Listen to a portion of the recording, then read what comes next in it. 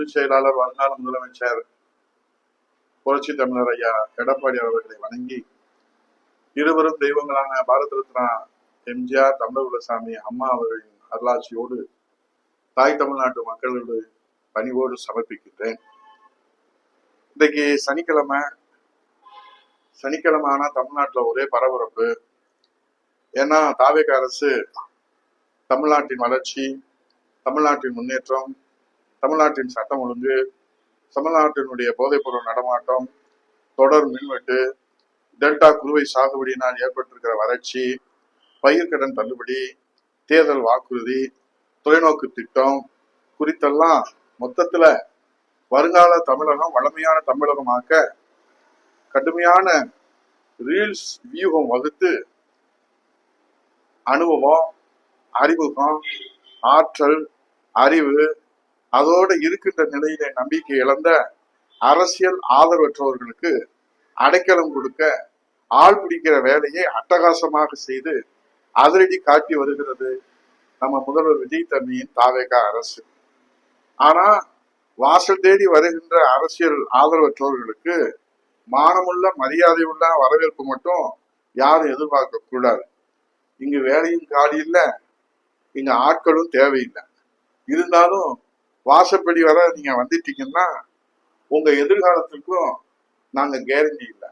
ஏன்னா தாவேகா கட்சிக்கே எதிர்காலம் இல்லை. ஏன்னா இன்றைக்கு யானைக்கும் அடி சறுக்கும். அதை நினைவில் வைத்து ஒரு பானை சொற்றுக்கு ஒரு சோறு பதம் போல விஜய் தம்பி அரசின் முதல் சட்டமன்ற கூட்டத்தொடர் மேலக ஆளுநர் உரையோடு வாசித்து தொடங்கப்பட்டிருக்கிறது. அல்லல்ல குறையாத அச்சய பாத்திரம், அப்பப்பா அத்தனையும் தேன் கலந்த வார்த்தை, குற்றால அருவி போல சபையிலே குற்றால அருவி போல சபையிலே இன்றைக்கு குற்றால அருவியே வந்ததை போல தேன் கலந்த வார்த்தைகளுக்கு குறைவேதும் இல்லை. அல்லல்ல குறையாத அச்சய பாத்திரம் போல அப்பப்பா அள்ளி அள்ளி கொடுக்க தேன் கலந்த வார்த்தைகளுக்கு குறைவேதும் இல்லையே.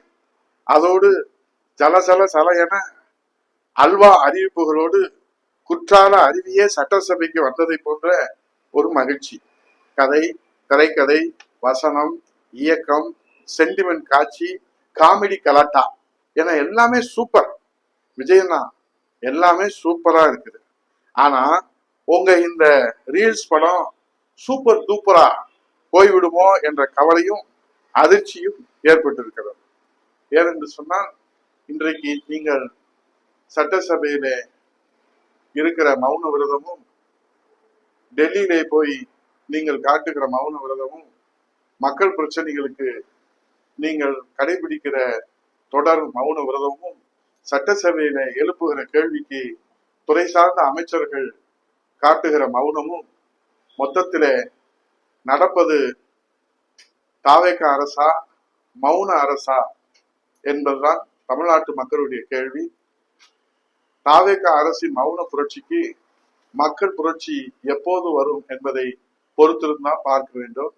உதயகுமார் அதற்குள்ளேயும் ஒரு மாத காலத்திலே என்ன நடத்திவிட முடியும் என்று எல்லோரும் கேட்பது எனக்கும் தெரியும். ஆனால் 5 வளையாது 50 வளையாததை போல முதல் கோணல் முற்று கோணல் போல போய்விடுமோ என்கிற கவலையிலே தான் நான் இந்த கருத்தை முன்வைக்கின்றேன். இதிலே அரசியல் காழ்ப்புணர்ச்சி இல்லை, அரசியல் எதிரி என்கின்ற கலப்படம் இல்லை. தூய எண்ணத்தோடு மக்கள் மீது இருக்கிற அக்கறையிலே தான் சொல்கிறேன். முதல் கோணல் முற்றும் கோணலாக முடிந்து விடுமோ என்கிற கவலையிலே தமிழ்நாட்டு மக்களுக்கு இந்த மௌன புரட்சிக்கு முடிவரை வருமா, இதனால் மக்கள் புரட்சி ஏற்படுமா என்பதை பொறுத்திருந்து பார்ப்போம்.